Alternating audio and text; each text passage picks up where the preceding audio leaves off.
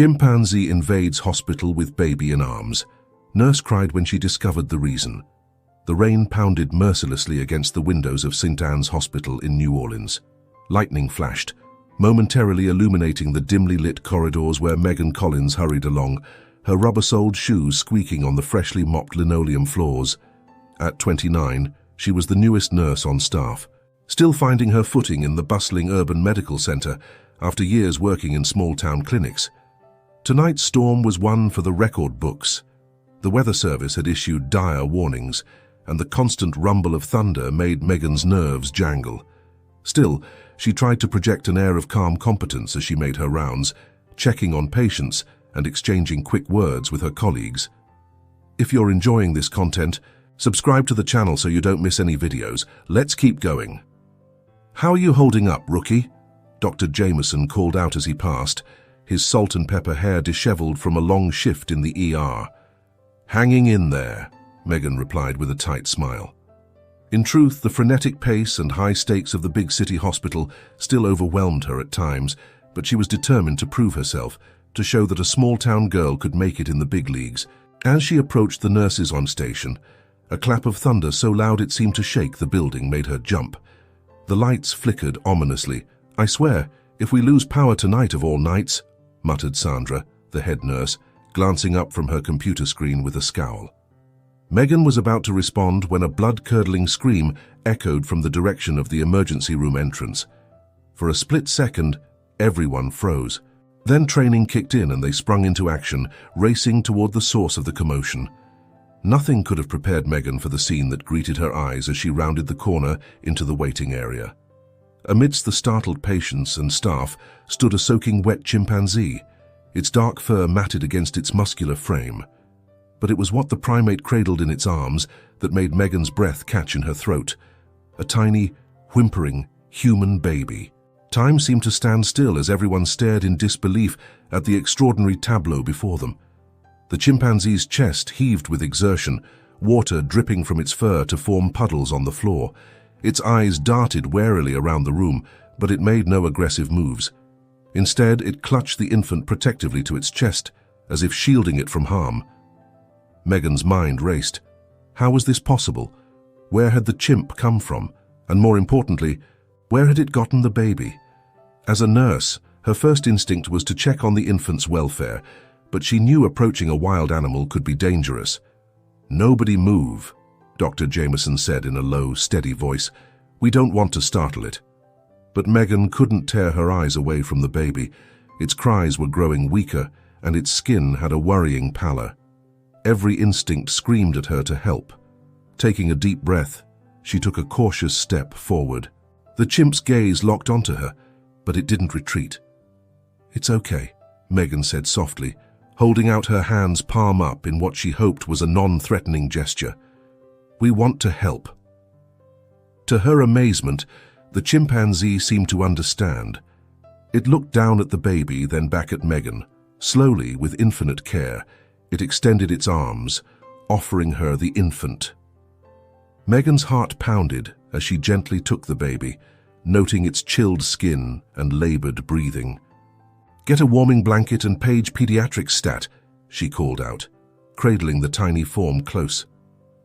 As she turned to rush the baby to treatment, she caught the chimp's eye once more. In that moment, she could have sworn she saw relief and something that looked remarkably like human intelligence in its gaze. The next few hours passed in a blur of activity. The baby, a boy, they soon discovered, was whisked away to the neonatal intensive care unit. Megan assisted where she could, helping to stabilize the infant's temperature and breathing, but her mind kept returning to the chimpanzee and the mystery surrounding its appearance. Meanwhile, the hospital had erupted into chaos. Security guards attempted to corral the chimp, but it evaded them with ease, always staying close to the treatment areas. It seemed almost as if it was keeping watch over the baby. "I've called animal control," Sandra informed Megan as they crossed paths in the hallway. "And the police are on their way. This is way above our pay grade." Megan nodded absently, her thoughts racing. There was something about this situation that didn't add up. The chimpanzee's behavior was unlike anything she'd ever heard of. It wasn't acting like a wild animal. It was acting like a protector. When the police arrived, led by Lieutenant John Reynolds, Megan found herself recounting the bizarre events of the evening. The grizzled officer listened with growing incredulity. "Let me get this straight," he said, pinching the bridge of his nose. "A chimp just waltzes in here, carrying a human baby, and then hands it over like it's making a delivery."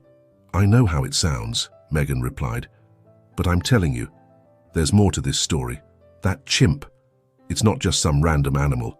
Kurt brought that baby here for a reason." Reynolds sighed. "Well, we've got officers out canvassing the area. Maybe we'll find some answers once the storm dies down. In the meantime, keep that ape contained and let me know if anything else happens." As the lieutenant walked away, Megan couldn't shake the feeling that they were all missing something crucial. She resolved to dig deeper, determined to uncover the truth behind this extraordinary night. As dawn broke, casting a pale light through the hospital windows, Megan found herself in an unlikely vigil. She sat in a chair outside the room where the chimpanzee had finally been coaxed, watching as animal behaviorists attempted to communicate with it. Dr. Henry Walsh, a primatologist from the local university, had arrived in the early hours of the morning. His excitement was palpable as he observed the chimp's behavior. "This is extraordinary," he muttered, scribbling furiously in a notebook. "The level of cognitive function, the apparent emotional attachment to the infant, it's unprecedented." Megan leaned forward, intrigued. "What do you mean?" Dr. Walsh turned to her, eyes shining. "This chimpanzee isn't just exhibiting trained behaviors. Its actions suggest a level of reasoning and empathy we've rarely seen outside of humans. The fact that it brought the baby to a hospital, of all places, it's as if it understood the concept of medical care." A chill ran down Megan's spine. "So you're saying this isn't just some escaped zoo animal?" "No, I don't believe so," Walsh replied. "This chimp has clearly been part of some kind of research project. The question is, what kind of project could produce results like this?" Before Megan could respond, a commotion from down the hall caught their attention. Lieutenant Reynolds was striding towards them, his face grim. "We may have a lead," he announced. A car was found wrecked off Highway 90 about 10 miles out of town. 2 adults, both deceased, and get this, they were wearing lab coats with Primate Research Center logos. Megan's heart sank. "The baby's parents?" Reynolds nodded. "Looks like it. We're still piecing together what happened, but it seems they were caught in the storm, lost control of the vehicle." As the implications sank in, Megan's gaze drifted to the window of the chimp's room. The animal sat quietly, its intelligent eyes seeming to take in every word of their conversation. "It saved the baby," Megan whispered. "It must have pulled the infant from the wreck and brought it here for help." Dr. Walsh's eyes widened. "If that's true, we're looking at a level of altruism and problem-solving that's simply unheard of in non-human primates. Whatever research these scientists were conducting, it was groundbreaking." Lieutenant Reynolds frowned. "And potentially dangerous. We need to find out exactly what was going on at that research center. Miss Tom Collins, Dr. Walsh, I'd like you both to accompany me to the crash site. Your expertise might help us make sense of what we find." As they prepared to leave, Megan cast one last glance at the chimpanzee. Its gaze met hers, and in that moment, she felt a connection, a shared concern for the orphaned infant fighting for life in the NICU.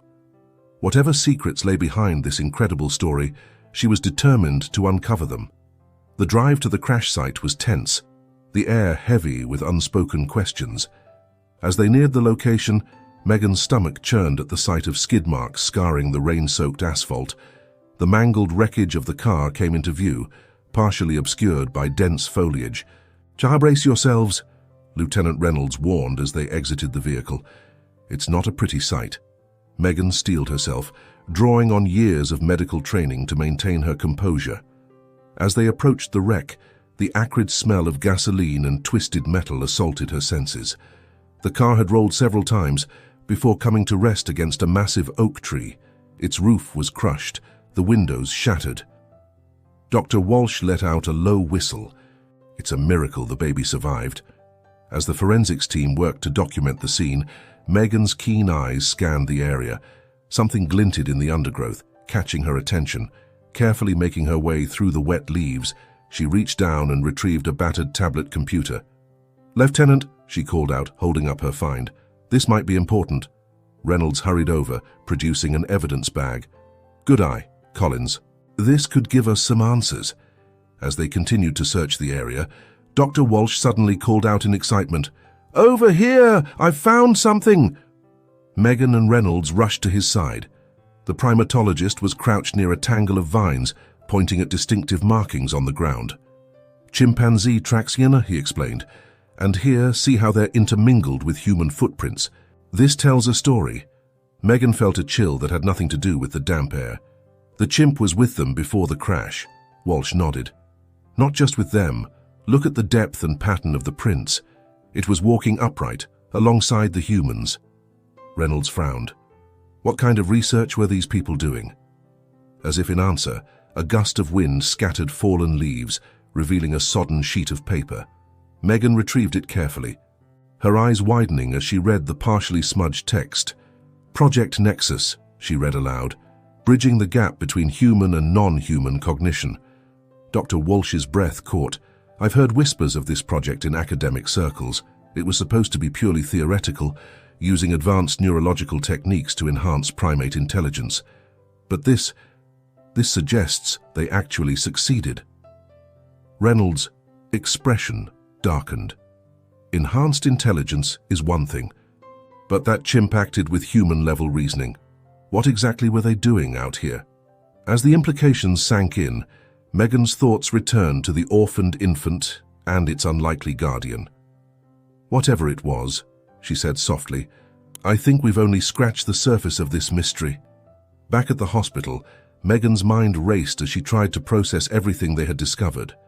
The tablet retrieved from the crash site was in the hands of the police tech team, who were working to recover any data that might shed light on the situation. She made her way to the NICU, needing to check on the baby whose arrival had set this whirlwind of events in motion. As she entered the hushed ward, the steady beep of monitors provided a soothing backdrop. Dr. Elena Rodriguez, the pediatrician on duty, looked up from the infant's chart. "Ah, Nurse Collins. I was hoping you'd stop by. Our little mystery patient is quite the fighter." Megan approached the incubator, her heart constricting at the sight of the tiny form within. Tubes and wires seemed to engulf the baby, but his color had improved significantly since his arrival. "How is he doing?" Megan asked softly. Dr. Rodriguez smiled. "Much better, thanks to your quick action last night. He was hypothermic and showing signs of respiratory distress when he came in, but he's stabilized nicely. Barring any complications, I'd say he has an excellent chance of making a full recovery." Relief washed over Megan. "That's wonderful news. Have we been able to identify him yet?" The doctor's expression grew serious. "That's where things get complicated. We've run his DNA through the system, hoping to find a match with any missing persons reports, but the results, well, they're unlike anything I've ever seen." Megan's pulse quickened. "What do you mean?" "Doctor," Rodriguez hesitated, then lowered her voice.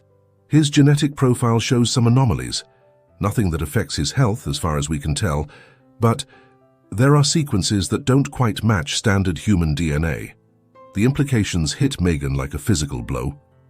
"Are you saying—" "I'm saying we need to be very careful about how we proceed," Dr. Rodriguez finished. "Whatever was happening at that research facility, this child may be at the heart of it." As if on cue, a commotion erupted in the hallway outside. Megan rushed to investigate, only to find Lieutenant Reynolds engaged in a heated discussion with a stern-looking woman in a crisp suit. "I don't care what kind of clearance you think you have," Reynolds was saying, his voice tight with anger. "This is an active investigation, and I'm not about to hand over evidence to some shadowy government agency." The woman's eyes narrowed. "Lieutenant, you have no idea what you're dealing with here. Project Nexus is a matter of national security. My team will be taking over from here." Megan felt a surge of protective instinct. Whatever was going on, she couldn't shake the feeling that the baby's welfare and that of the extraordinary chimpanzee hung in the balance. As the argument continued, she slipped away, her mind racing. She needed to warn Dr. Walsh. to secure whatever information they had uncovered before it could be suppressed, and somehow, she knew, they needed to ensure the safety of both the infant and his unlikely guardian. The threads of truth were starting to come together, but Megan feared that unraveling this mystery might prove more dangerous than she had ever imagined. As night fell once again over New Orleans, Megan found herself in the heart of a storm, far more complex than the one that had raged the previous evening. She had managed to get word to Dr. Walsh about the government agent's arrival, and now they huddled in an empty conference room, speaking in hushed tones. "This goes deeper than we thought," Walsh said, running a hand through his disheveled hair. "I've been making some calls, reaching out to colleagues in the field. Project Nexus wasn't just pushing the boundaries of science, it was obliterating them." Megan leaned in, her voice barely above a whisper. "What exactly were they doing?" Walsh's eyes darted nervously to the door before he continued. "It started as an attempt to bridge the cognitive gap between humans and our closest primate relatives. But somewhere along the line, it evolved into something more. They weren't just enhancing chimpanzee intelligence, they were exploring the possibility of human-primate hybrids." The weight of his words settled over them like a shroud. Megan's mind reeled as she connected the dots: the chimpanzee's extraordinary behavior, the baby's unusual DNA. "Are you saying that infant is—" Walsh nodded grimly. "It's a possibility we can't ignore. If true, it would explain the government's intense interest in containing this situation." A soft knock at the door made them both jump. Lieutenant Reynolds slipped into the room, his face etched with concern. "We've got trouble," he said without preamble. "That federal agent is throwing her weight around, demanding access to all our evidence, and there's more. I've just received word that a team of specialists is en route to collect the chimpanzee." Megan's heart raced. "We can't let that happen. Whatever's going on here, that chimp is the key to understanding it all. And more than that, it saved that baby's life. We owe it protection." Reynolds sighed heavily. "I sympathize, Collins. I really do. But my hands are tied. Unless we can prove some kind of wrongdoing, I don't have the authority to interfere with a federal operation." A tense silence fell over the room as they grappled with the enormity of the situation. Then, slowly, a determined look spread across Megan's face. "Maybe we can't stop them officially," she said, her voice gaining strength.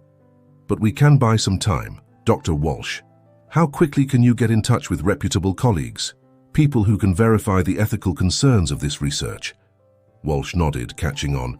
"I have contacts at several major universities. If we can get them to raise objections, so it might slow down the government's ability to simply sweep this under the rug." "Good," Megan continued. "Lieutenant, I know you're in a difficult position, but is there any way you can stall the federal agent? Insist on proper paperwork, jurisdiction issues, anything to delay them taking control?" Reynolds considered for a moment, then gave a grudging nod. "I might be able to buy us a few hours, but that's it. After that, my career's on the line if I keep obstructing." "A few hours might be all we need," Megan said. She turned to Walsh. "Doctor, I need you to do something that might sound crazy. I want you to try to communicate with the chimpanzee. If its intelligence is as advanced as we suspect, maybe it can give us some clue about what was really happening at that research facility." Walsh's eyes widened. "It's a long shot, but yes, I'll try. We've made remarkable strides in primate communication in recent years. If this chimp is truly as cognitively advanced as its actions suggest, we might be able to establish some form of dialogue." "All right," Megan said, a spark of hope igniting in her chest. "Let's move quickly. We don't have much time." As they prepared to put their hastily formed plan into action, Megan couldn't shake the feeling that they were standing on the precipice of something monumental. Walsh sequestered himself with the chimpanzee, armed with a variety of communication tools and a desperate hope for breakthrough. Lieutenant Reynolds engaged in a complex dance of bureaucratic obstruction, citing obscure regulations and demanding increasingly specific documentation from the frustrated federal agent.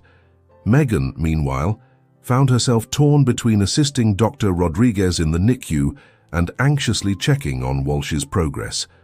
As the night wore on, she couldn't shake the feeling that they were racing against an invisible clock. It was nearing dawn, when Dr. Walsh burst into the break room, where Megan was gulping down her fourth cup of coffee. "You're not going to believe this," he said, his eyes wild with excitement and lack of sleep. "We've established communication. It's rudimentary, but it's there. The chimpanzee, he calls himself Caesar, he's trying to tell us something about the baby." Megan's fatigue evaporated instantly. "What? What did he say?" Walsh ran a hand through his disheveled hair. "It's complicated. The concepts he's trying to convey are, well, they're beyond anything we've encountered in primate communication before. But from what I can gather, Caesar believes the baby is special, not just genetically unique, but important in some greater sense." "Important how?" Megan pressed. "That's where it gets fuzzy," Walsh admitted. "Caesar's vocabulary, even with the augmented communication tools we're using, isn't equipped to express abstract concepts easily. But he keeps making references to bridge and future. I think he believes this child represents some kind of evolutionary step forward." Megan's mind reeled as she tried to process this information.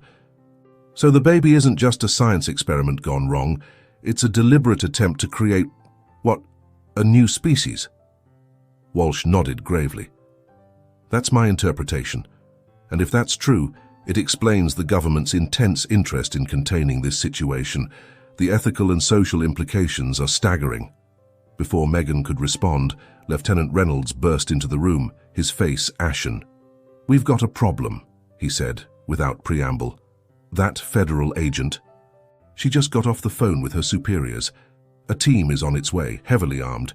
They're not here to take custody anymore. They're here to eliminate any evidence of Project Nexus."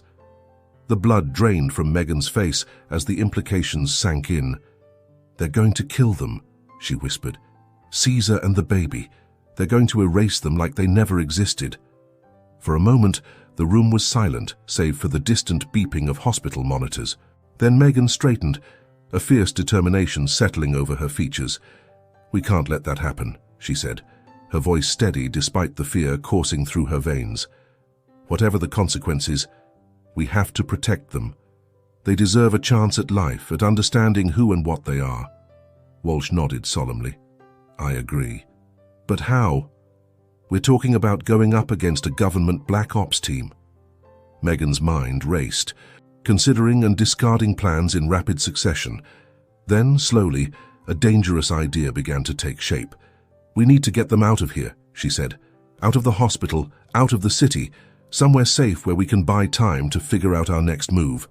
Reynolds looked at her incredulously. "You're talking about kidnapping, about becoming fugitives. Do you have any idea what you're suggesting?" Megan met his gaze steadily. "I know exactly what I'm suggesting, Lieutenant, and I know it's asking more than anyone has the right to ask. But I also know that if we don't act, 2 innocent lives will be snuffed out to cover up unethical experiments. Can you live with that on your conscience?" A long moment passed as Reynolds wrestled with the decision. Finally, he let out a heavy sigh. "God help me," he muttered. "All right, I'm in. But we're going to need a damn good plan, and we need it fast." As they huddled together, voices low and urgent, Megan felt the weight of responsibility settle onto her shoulders. They were about to risk everything, their careers, their freedom, possibly even their lives, for beings that the world wasn't ready to understand. But in her heart, she knew it was the right thing to do.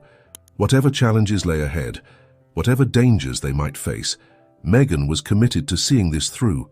The future, it seemed, depended on it.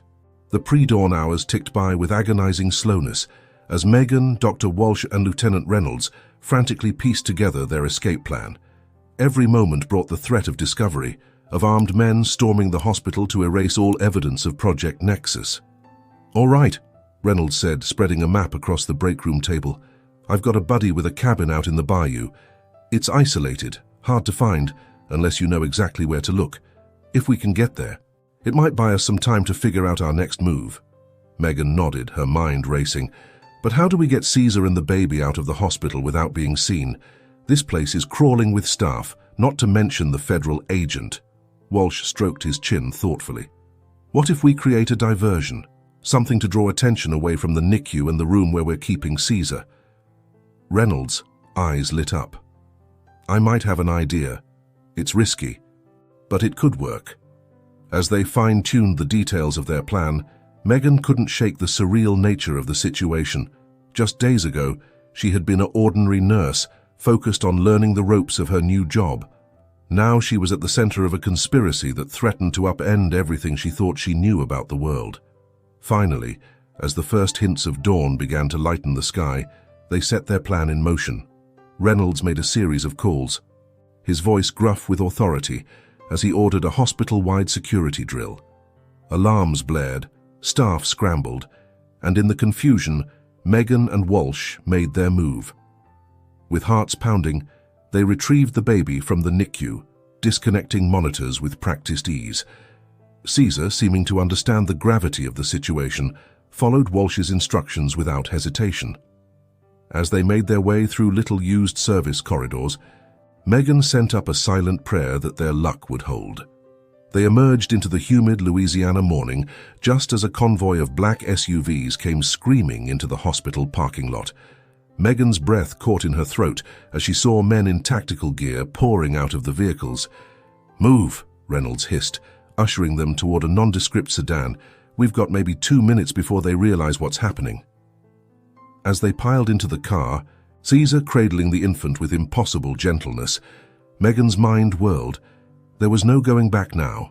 They were committed to this course, for better or worse. Reynolds gunned the engine, peeling out of the parking lot just as shouts of alarm began to echo from the hospital entrance. As they sped through the awakening city, weaving through early morning traffic, Megan allowed herself a moment to marvel at the strange family they had become. A nurse, a scientist, a police officer, a super-intelligent chimpanzee, and a baby that might represent the next step in human evolution. "Where exactly are we going?" Walsh asked, his voice tight with tension. Reynolds kept his eyes on the road, hands gripping the wheel. "Like I said, my buddy's cabin in the bayou. It's about 3 hours from here, assuming we can avoid any roadblocks." Megan turned to look at Caesar, who sat quietly in the back seat, the sleeping infant secure in his powerful arms. The chimpanzee's eyes met hers, filled with an intelligence that both thrilled and unnerved her. "What happens when we get there?" she asked softly, not sure if she was addressing her human companions or the extraordinary being beside her. For a long moment, no one answered. The only sound was the hum of the engine and the soft breathing of the miraculous child they had all risked everything to protect. Finally, Walsh spoke, his voice barely above a whisper. "We find a way to understand, to learn, and maybe, just maybe, we help shape a future none of us could have imagined." As the city fell away behind them, replaced by the lush green of the Louisiana countryside, Megan felt a strange mix of fear and hope. They were fugitives now, racing toward an uncertain destiny. But somehow, she knew that the journey they had embarked upon was only the beginning of something far greater than any of them could comprehend. The sun had climbed high in the sky by the time Reynolds turned off the main road onto a rutted dirt track barely wide enough for the car. They had switched vehicles twice along the way, using Cash and Reynolds' network of trusted contacts to stay one step ahead of what they assumed was a massive manhunt. As they bumped and jolted their way deeper into the bayou, Megan felt a mixture of relief and apprehension. The dense foliage and murky waters seemed to swallow them up, providing a natural camouflage from prying eyes. But the isolation also meant they were cut off from resources, from information, from any semblance of the world they had left behind. Finally, after what felt like hours of slow progress, a small cabin came into view. Weather-beaten and half-hidden by sprawling vegetation, it looked like it hadn't seen visitors in years. "Home sweet home," Reynolds muttered as he cut the engine, "at least for now." They piled out of the car, stretching cramped muscles and blinking in the dappled sunlight, filtering through the canopy. Caesar emerged last, still cradling the infant with utmost care. As they made their way inside, Megan's nursing instincts kicked in. "We need to set up a safe space for the baby," she said, surveying the Spartan interior. "And figure out a feeding schedule. Do we have formula?" Walsh nodded, hefting a bag of hastily gathered supplies. Enough for a few days, at least. But we'll need to figure out a long-term solution soon. Reynolds busied himself securing the perimeter, checking sightlines and potential escape routes. The gravity of their situation hung heavy in the air, unspoken but ever-present. As the day wore on, they settled into an uneasy routine. Megan tended to the baby, marveling at how normal he seemed despite the extraordinary circumstances of his existence. Walsh attempted to continue his communication efforts with Caesar, his excitement growing with each new breakthrough. "It's astonishing," he told Megan as they sat on the cabin's small porch that evening, watching the sun set over the swamp. "Caesar's cognitive abilities, they're beyond anything we've ever encountered. He's not just mimicking human behavior, he's reasoning, problem-solving, even engaging in abstract thought." Megan nodded, her gaze drawn to where Caesar sat by the water's edge, his posture almost meditative. "But what does it mean?" she asked softly.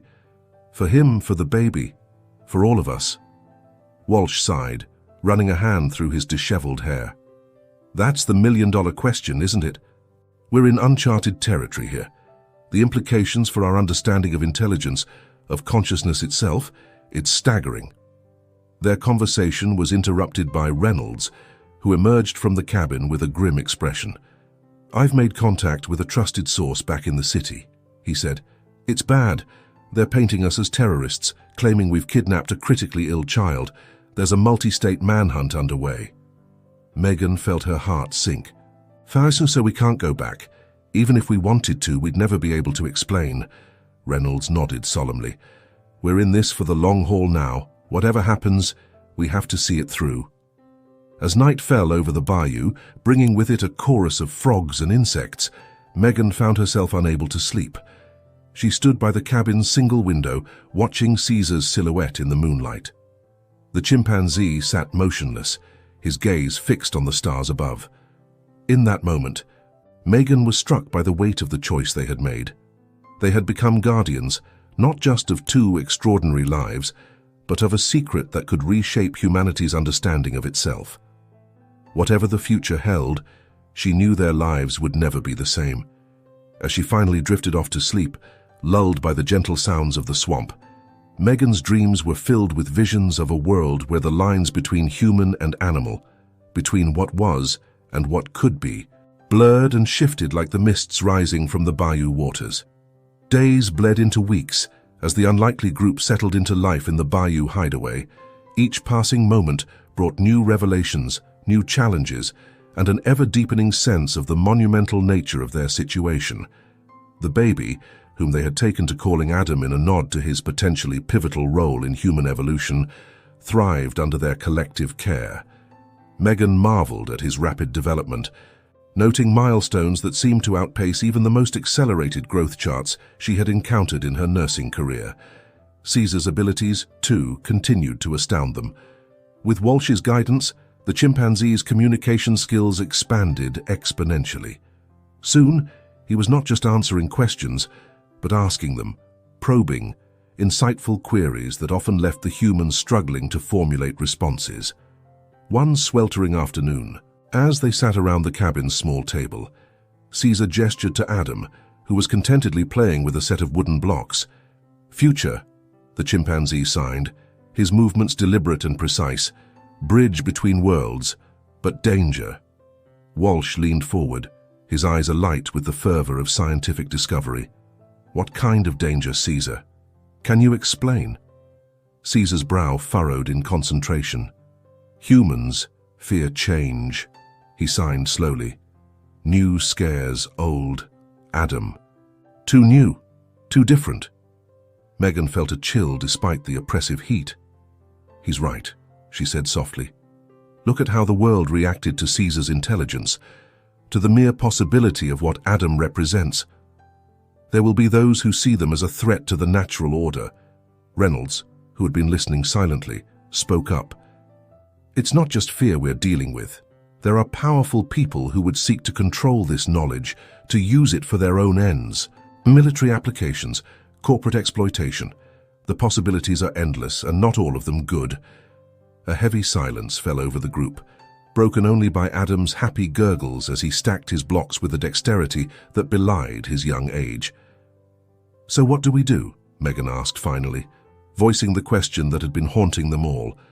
"We can't hide out here forever. Sooner or later, someone will find us.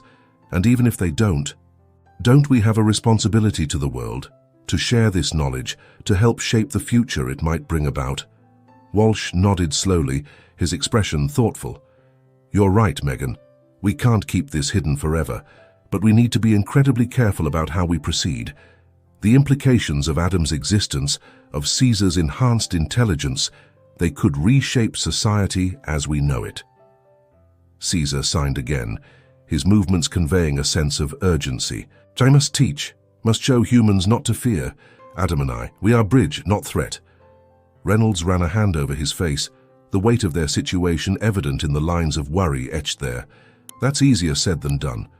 The world isn't always kind to those who are different, who challenge the status quo." As they debated their options, a sudden cry from Adam drew their attention. The infant had managed to stack his blocks into a tower far more complex than should have been possible for a child his age. As they watched in amazement, he began to rearrange the blocks with deliberate movements, almost as if he were trying to communicate through the patterns. Megan felt a surge of protective instinct mixed with awe. "Whatever we decide," she said softly, "we have to ensure Adam's safety. He deserves the chance to grow, to discover who and what he is, without the weight of the world's expectations crushing him." Caesar nodded solemnly, reaching out to gently pat Adam's head. The tender gesture, coming from a being that most of the world would view as nothing more than an animal, drove home the enormity of what they were dealing with.